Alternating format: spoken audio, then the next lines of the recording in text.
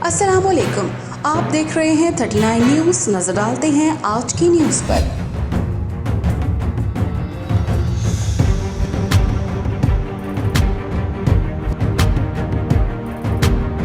तफसीलात जानते हैं अपने नुमाइंदे से।